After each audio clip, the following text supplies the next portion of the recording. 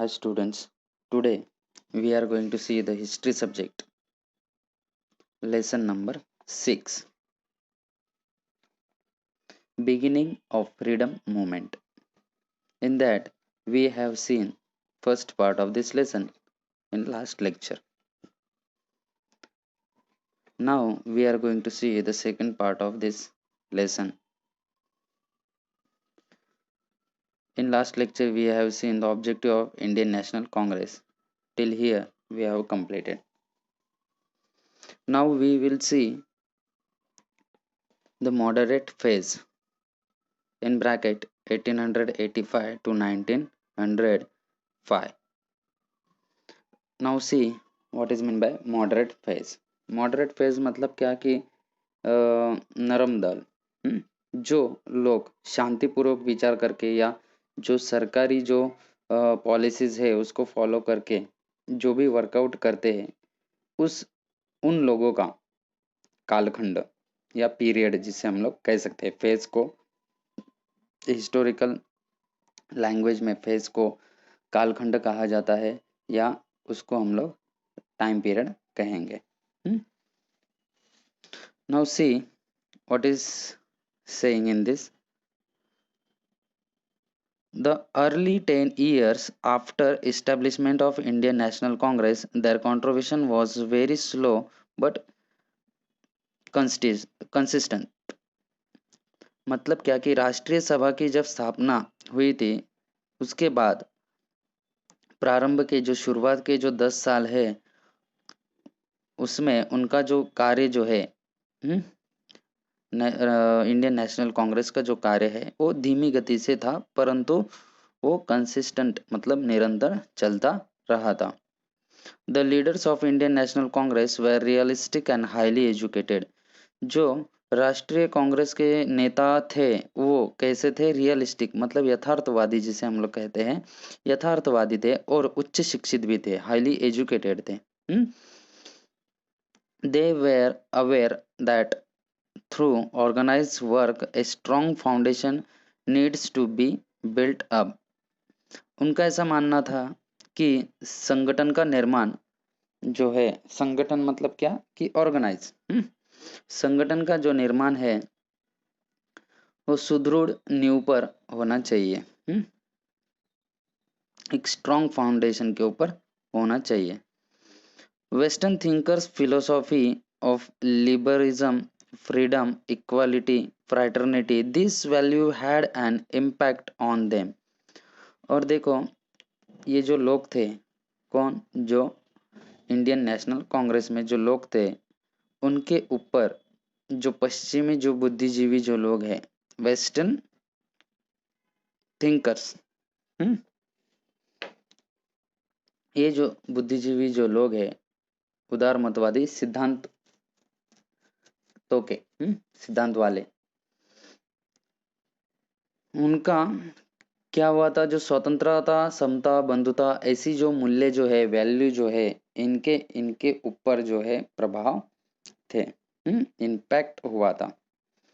They believe in constitutional methods. वो कानून की जो मार्ग जो है या विधि जो है उनके ऊपर चलने पर विश्वास रखते थे. They had a hope that if we demand through constitutional methods, then the British will give justice to our demand. उनका ऐसा मतलब विश्वास था या आशा थी उनको कि हम कानून के मार्ग पर चलकर कुछ भी हम मांगे जो है हमारी वो रखेंगे अंग्रेजों के सामने, तो वो जो मांगे जो है, डिमांड्स जो है, वो अंग्रेज हमारी मांगे पूरी करेंगे. Gopal Krishna Gokhale, Firoz Shah Mehta, Surendranath Banerjee were all moderate leaders. और देखिए गोपाल कृष्ण गोखले जो है, फिरोज शाह मेहता है, सुरेंद्रनाथ बैनर्जी है, ये सभी जो लोग हैं ये मॉडरेट लीडर्स थे, मतलब नरम दल के नेता थे. In the session of Indian National Congress, different resolutions were put forward by them such as to get a representation in provincial legislature jobs for educated Indians, cutting down the increasing expenses on military. Legislature and judiciary should be separated for the safeguarding legal rights of Indians, etc. देखिए इसमें क्या कहा गया है कि उम, जो प्रांतीय जो विधिमंडल होता है, जो प्रांतीय विधिमंडल होता है उसमें एक जनता का प्रतिनिधि हो। उसमें क्या हो, रिप्रेजेंटेटिव मतलब क्या, जो जनता का एक ये होता है, प्रतिनिधि होता है, वो उसमें होना चाहिए। शिक्षित भारतीयों को नौकरी मिलनी चाहिए।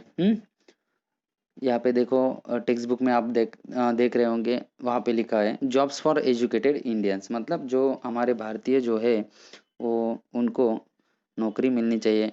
बढ़ते हुए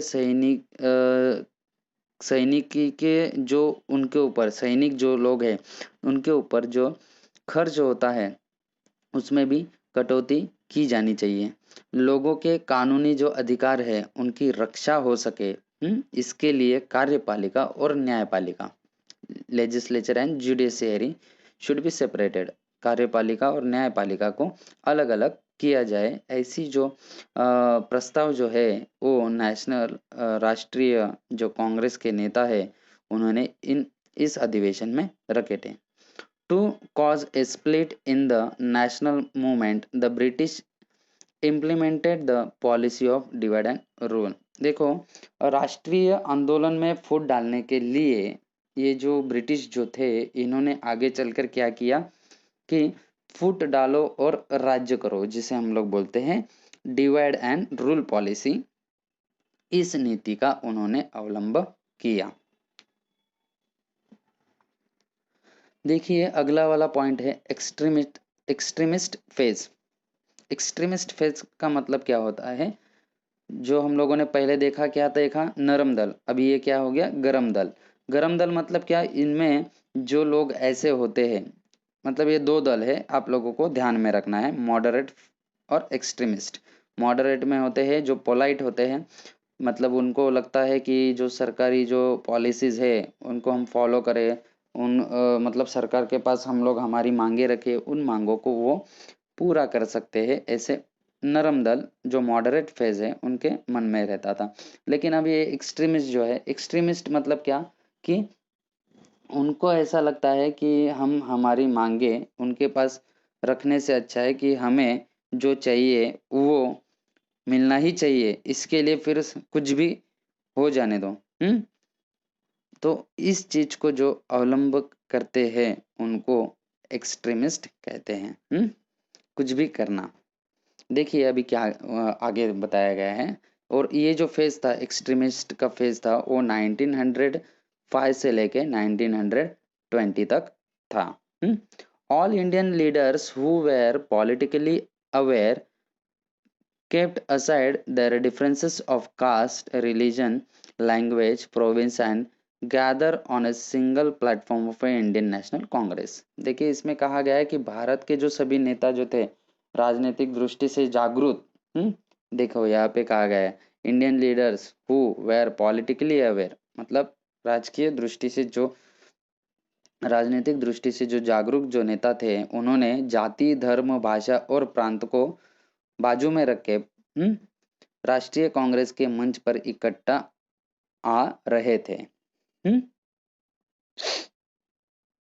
There were unanimous decision regarding the objectives of the Congress and taking forward the movement by constitutional means, but there were differences regarding the working system। देखिए क्या कहा गया है कि राष्ट्रीय कांग्रेस के उद्देश्य और कानूनी ढंग से आंदोलन आगे ले जाने पर उनमें एक मत था। These were ideological differences. From these differences, two main political groups were formed, और फिर भी इन नेताओं के बीच में आंदोलन की कार्य पद्धति को लेकर मतभेद थे। ये मतभेद सैद्धांतिक रूप से थे। ये मत कैसे थे? सैद्धांतिक रूप से। The moderate who advocate peaceful and constitutional manners. देखो यहाँ पे कहा गया है कि जो मॉडरेट जो थे, वो क्या थे, मतलब उनको शांतिपूर्वक और कानूनी जो मार्ग है वो अनुसरण करने वाले थे। And the extremist who believe in severe struggle for attainment of freedom. और जो गर्मपंथी जो थे, या जो मॉडरेट एक्सट्रीमिस्ट जो थे, उनको क्या लगता था कि स्वतंत्रता के लिए हमें प्रखर संघर्ष करना चाहिए। क्या करना चाहिए? संघर्ष करना चाहिए। हमें कुछ भी हो जाए वो मिलना ही चाहिए, इसके लिए वो कुछ भी करने के लिए तैयार रहते थे। उन्हें एक्सट्रीमिस्ट कहते थे। who believe in severe struggle for the attainment of freedom. Lala Lajpat Rai, Bal Gangadhar Tilak and Bipin Chandra Pal were believed in believed to be extremist leaders. और देखो लाला लाजपत राय जो थे, बाल गंगाधर तिलक जो थे और बिपिन चंद्र पाल जो थे, ये क्या थे? एक्सट्रीमिस्ट लीडर्स थे। एक्सट्रीमिस्ट मतलब गर्मपंथी लीडर थे, नेता थे। In the early period, the extremist leaders for bringing political awakening among the Indians use methods like newspaper, national festivals and national education। देखिए जो एक्सट्रीमिस्ट जो लोग थे, इन्होंने शुरुआत के समय में भारतीय लोगों में राजनीतिक जागृति करने के लिए, पॉलिटिकल अवेकनिंग राजकीय जागृति करने के लिए उन्होंने किस चीज का अवलंब किया, मतलब किस चीज को फॉलो किया है कि समाचार पत्र, न्यूज़पेपर, राष्ट्रीय जो फेस्टिवल्स होते हैं, नेशनल फेस्टिवल जो है वो उन्होंने अरेंज किए। नेशनल एजुकेशन, राष्ट्रीय शिक्षा जैसे मार्गों का क्या है उन्होंने अवलंब किया है। Kesari and Maratha were the newspaper through which Lokmanya Tilak made severe criticism on the suppressive policy of British. और देखो लोकमान्य तिलक जो है उन्होंने केसरी और मराठा जो न्यूज़पेपर है उनके द्वारा सरकार की कटु आलोचना की है। इन बंगाल प्रोविंस अमृत बाजार पत्रिका was a mouthpiece of extremist ideology. और बंगाल प्रांत में अमृत बाजार पत्रिका करके जो एक पत्रिका जो थी, ये गर्मपंथी मतलब एक्सट्रीमिस्ट पीपल जो थे, विचारधारा जिनकी एक्सट्रीमिस्ट थे, उनकी मुखपत्र थी। By forgetting the internal differences, people should come together and exchange their ideas. Common people should get inspiration from contribution of a national personalities. With these objectives, Tilak started organizing of Shiv Jayanti and Ganesh Utsav. देखो अभी जो पारस्परिक जो अपने जो internal जो मतभेद होते हैं वो भुलाकर लोग इकट्ठा आना चाहिए। उनके बीच में विचारों का आदान प्रदान जो है, एक दूसरे के विचार एक दूसरे को मिलने चाहिए। तथा जो हमारे जो राष्ट्र पुरुष है उनके द्वारा किए गए जो कार्य जो है वो साधारण लोगों को प्रेरणा देते हैं। वो जो है वो कॉमन पीपल को क्या करते हैं, प्रेरणा देते हैं। उससे प्रेरणा मिले इस उद्देश्य को लेकर जो लोकमान्य तिलक जो है इन्होंने शिव जयंती और गणेश उत्सव जो है इन पर्वों का, इन फेस्टिवल्स का आयोजन कराया। For political reason of if people come together then government will ban, but for religious reason if people come together the government will not ban them, was his opinion. Now see here what means Bal Gangadhar Tilak or extremist people's opinion is in this para। मतलब यहाँ पे ऐसा कहा गया है कि जो extremist जो पीपल है वो लोग क्या सोचते थे कि समझो राजनीतिक उद्देश्य से लेके लोगों को समझो इकट्ठा कराया या इकट्ठा लोग आए तो सरकार उस पर प्रतिबंध लगा सकती है, परंतु जब धार्मिक उद्देश्य को लेकर लोग इकट्ठा आते हैं समझो, तो सरकार उन पर प्रतिबंध नहीं लगा पाएंगी, ऐसे इनका मानना था। In the Mandalay prison Tilak wrote Gita Rahasya. देखिए यहाँ पे क्या कहा गया है, तिलक जो है, बाल गंगाधर तिलक या लोकमान्य तिलक जिसे हम लोग कहते हैं, इन तिलक ने क्या किया था, मंडाले के जो प्रिजन है, कारागृह जिसे हम लोग कहते हैं, जेल, मंडाले की जो जेल है, इसमें उन्होंने गीता रहस्य ग्रंथ लिखा था। Its core was philosophy of karma yoga and stress that people should always be in action. और इस ग्रंथ का जो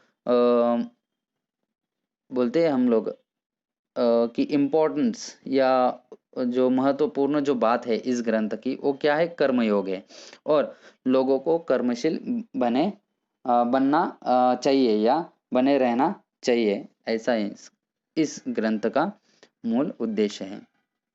The extremist leader established education institutions for creating a generation concerned about own language and tradition।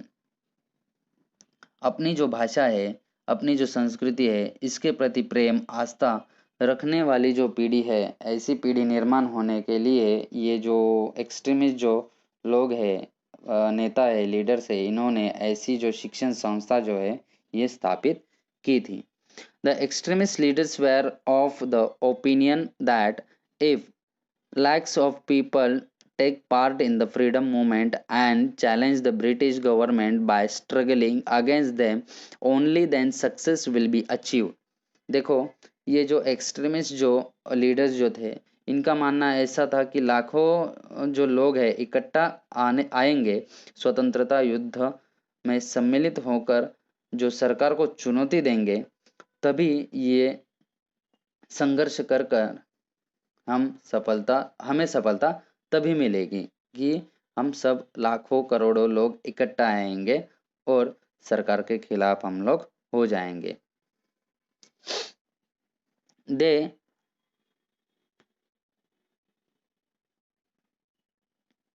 They unanimously believed that the movement should be made more severe। और आंदोलन को अधिक प्रखर बनाना चाहिए, इस पर सभी का एकमत था। But they did not adopt the means of armed revolution, rather insisted for an extensive public organization। परंतु उन्होंने आग्रहपूर्वक प्रतिपादन ऐसे किया कि इसके लिए सशस्त्र विद्रोह की भूमिका न लेते हुए व्यापक जन आंदोलन करना चाहिए। मतलब क्या कि कोई भी आम यूज नहीं करना चाहिए, सिर्फ लोगों को ज़्यादा से ज़्यादा इकट्ठा होना चाहिए। The moderates led the foundation of freedom movement and the extremist carried forward the movement. देखो, ये जो मूवमेंट है, ये मॉडरेट जो नेता है, नरमपंथी जो नेता है, इन नेताओं ने आंदोलन का जो स्टार्टिंग किया था, और जो एक्सट्रीमिस्ट जो लीडर्स है, इन्होंने क्या किया, इस आंदोलन को, इस मूवमेंट को क्या किया, फॉरवर्ड किया, मतलब आगे चलाया। In 1897 in Pune the epidemic of plague had spread on a large scale। देखिए, 1897 में पूना में प्लेग की जो एक बीमारी है, उसने हाहाकार मचाया था। 100 of peoples died due to it। और बहुत सारे जो सैकड़ों जो लोग हैं इस बीमारी में मर गए थे। An officer name Rand was appointed. देखिए, एक रैंड करके जो अंग्रेज अधिकारी जो है, इसकी नियुक्ति की गई थी। The plague patient were search out and oppressive measures were adopted. देखिए, क्या कहा गया था कि प्लेग के रोगी को खोज के निकालने के लिए तलाशी लेने का अभियान जो है वो प्रारंभ किया गया था।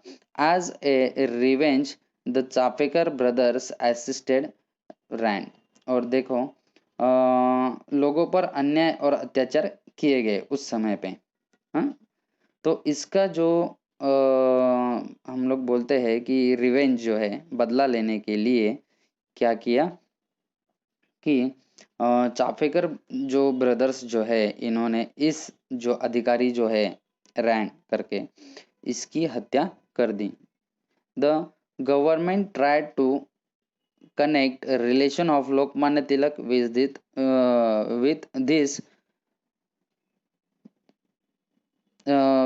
with this conspiracy।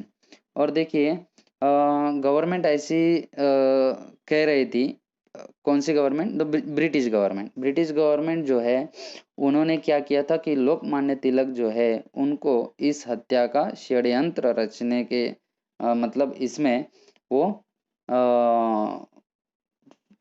फंसाने का या उनको ऐसा लगता था कि इनका ही इसमें हाथ है। किनका? लोकमान्य तिलक का। After being unsuccessful the government imprison Tilak with revenge. और देखो इस षड्यंत्र का जो संबंध जो है ये जोड़ने का जी तोड़ प्रयास करने के बाद कौन प्रयास कर रहा था? British government. लेकिन इसमें वो ब्रिटिश गवर्नमेंट जो है ये सफल ना हो सके। हाँ, सफल ना होने के कारण जो बदले की भावना जो है इसको लेके लोकमान्य तिलक जी जो है उनको कारावास में डाल दिया, मतलब जेल में डाल दिया।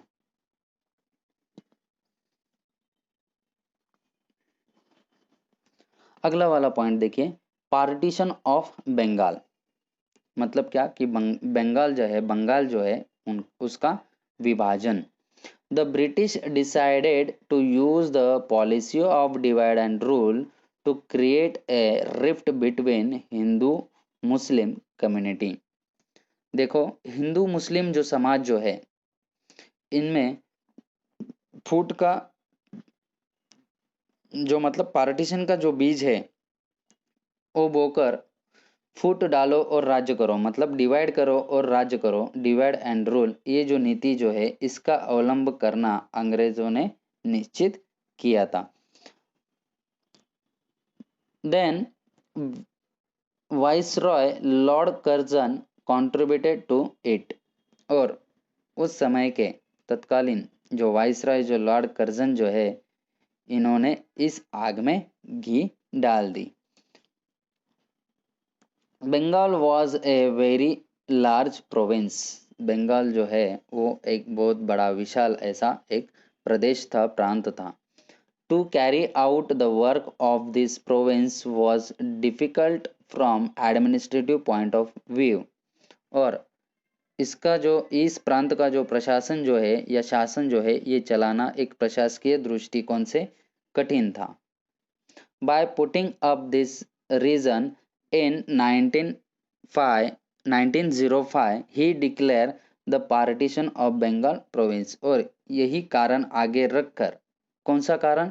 जो बंगाल जो एक विशाल प्रांत है, विशाल प्रदेश है, इसको प्रशासकीय दृष्टि से चलाना कठिन है, यह कारण बताकर लॉर्ड कर्जन ने क्या किया? 1905 में बंगाल को विभाजित करने की घोषणा की। With this partition, arrangement was made such that majority Muslim will remain in East Bengal and West Bengal for majority of Hindus। और यह इस विभाजन के अनुसार जो मुस्लिम बहुसंख्य जो है वो पूर्व बंगाल में रहेंगे और हिंदू बहुसंख्य जो है वो पश्चिम बंगाल में रहेंगे, ऐसा कहा गया। The hidden strategy of the British was, if the Hindu Muslim were divided due to partition, then the freedom movement will be weak। और ब्रिटिश लोगों ने ऐसा क्यों किया कि हिंदू अलग और मुस्लिम अलग? क्योंकि उन्होंने ये इसके लिए किया कि जब हिंदू और मुस्लिम जो लोग हैं इनमें हम फूट डालेंगे तभी ये जो स्वतंत्रता का जो आंदोलन है ये दुर्बल बन जाएगा, इसमें ये लोग हार जाएंगे। इस हिसाब से उन्होंने क्या किया था, बंगाल जो है इस प्रदेश का पार्टीशन किया था।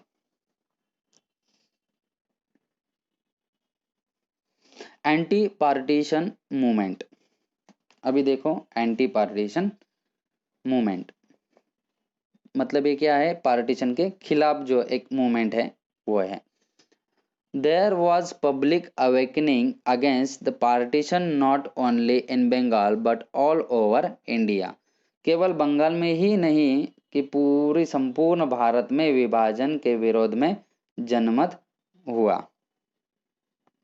16 October, the day of partition, was observed as National Mourning Day. 16 अक्टूबर जो है ये विभाजन का दिन जो है राष्ट्रीय शोक दिवस के रूप में मनाया गया। All over India there were protest meetings to condemn the government's decision। और संपूर्ण भारत में निषेध जो सभाओं द्वारा सरकार की निंदा की गई। Vande Mataram came to be संग एवरीवेयर, और सभी स्थानों पर वंदे मातरम जो गीत है वो गा, गा गाने के रूप में गाया गया। As a symbol of unity Rakshabandhan programs were held, और यूनिटी एकता के प्रतीक के रूप में, यूनिटी के प्रतीक के रूप में रक्षाबंधन जो है वो एक उपक्रम आयोजित किया गया। Students in large number boycott government school and colleges and participated in the movement, और सरकारी विद्यालय जो है, महाविद्यालय जो है, इनके द्वारा भी बहिष्कार कर ये जो विद्यार्थी जो है ये बड़ी संख्या में क्या हुए थे, इस मूवमेंट में शामिल हुए थे। The leadership of this movement was in the hands of Surendranath Banerjee, Anand Mohan Bose, Rabindranath Tagore and such other leaders। The sorry यहाँ तक मैं एक्सप्लेन करता हूँ पहले। देखिए ये जो एंटी पार्टीशन मूवमेंट जो है इसका जो नेतृत्व है वो किसके हाथ में था, सुरेंद्रनाथ बैनर्जी, आनंद मोहन बोस, रविंद्रनाथ ठाकुर, इनके हाथ में था। The extent of Indian National Congress increased due to the anti-partition movement, और एंटी पार्टीशन मूवमेंट के कारण भारतीय राष्ट्रीय कांग्रेस का जो है दायरा, लिमिट जो है, ये जो बाउंड्री जो है वो बहुत बढ़ गई, फैल गई, वाइड हो गई एकदम। It became a national movement, और ये एक राष्ट्रीय आंदोलन बन गया। Owing to the severity of dissatisfaction the British annulled the partition of Bengal, और ये जो डिससेटिस्फैक्शन जो है लोगों का, ये देखते हुए लोगों का डिससेटिस्फैक्शन देखते हुए अंग्रेजों ने बंगाल का जो विभाजन है वो रद्द कर दिया, कैंसिल कर दिया।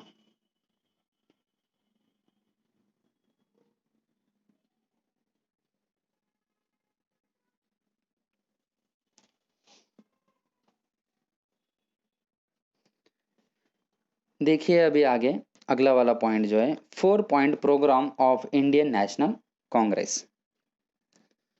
इंडियन नेशनल कांग्रेस का जो 4 पॉइंट प्रोग्राम है वो अभी हम लोग देखने वाले हैं। Gopal Krishna Gokhale was president of Indian National Congress session of 1905। 1905 के जो राष्ट्रीय कांग्रेस अधिवेशन जो था उसके जो अध्यक्ष जो थे वो कौन थे, Gopal Krishna Gokhale. He supported the anti partition movement, और उन्होंने एंटी पार्टीशन मूवमेंट को सपोर्ट किया था। Dadabhai Naoroji was the president of 1906 session, और 1906 में जो सेशन हुआ उस अधिवेशन के अध्यक्ष कौन थे? दादा भाई नौरोजी। आपको ऐसे ध्यान में रखना है 1905 में कौन थे, 1906 में कौन थे। For the first time he pronounce the word swaraj from the stage, और उन्होंने इसी समय पहली बार जो मंच रहता है, स्टेज होता है, उस स्टेज से स्वराज शब्द का उच्चार किया था। In his presidential speech he gave the message that remain united, try sincerely and fulfill the aim of Swaraj, so that today we will be able to save lives of people suffering from poverty, hunger, disease, and India will get a respectable position among developed countries। देखो उन्होंने क्या कहा है, उन्होंने अपने अध्यक्षीय जो वक्तव्य जो होता है उसमें ऐसा संदेश दिया है कि एकजुट रहो, जी जान से प्रयास करो और सिंसियर रहो, ऐसे उन्होंने कहा है। स्वराज्य का लक्ष्य प्राप्त करो, उन्होंने ये भी कहा है कि स्वराज्य का लक्ष्य प्राप्त करो, जिससे आज जो लाखों करोड़ों भाई जो है हमारे निर्धन है, भूखमारी और रोग के जो शिकार बन रहे हैं, उनको बचाया जा सकता है, और विकसित राष्ट्रों में भारत को भी एक सम्मान का स्थान मिल सकता है।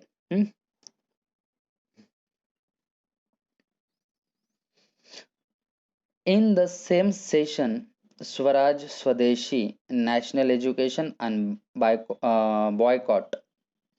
This four-point program was unanimously accepted by the Indian National Congress। और देखो इसी जो अधिवेशन में स्वराज स्वदेशी राष्ट्रीय शिक्षा, स्वराज स्वदेशी राष्ट्रीय शिक्षा और बहिष्कार, इन चतुर्सूत्री जो है 4 पॉइंट, इसको चतुर्सूत्री कहा जाता है, मतलब 4 पॉइंट प्रोग्राम। इसको राष्ट्रीय कांग्रेस ने एक मत से स्वीकारा, क्या किया? एक्सेप्ट किया।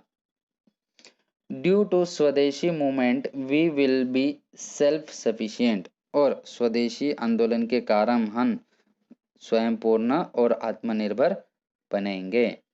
To follow the path of Swadeshi, we need to bring together capital, resources, manpower and such other forces, and from this the benefit of the country could be achieved।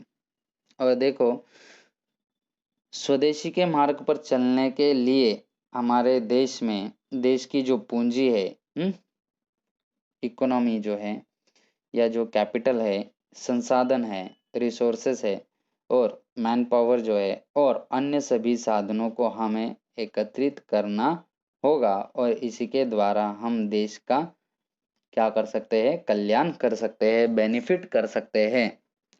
Benefit of the country could be achieve.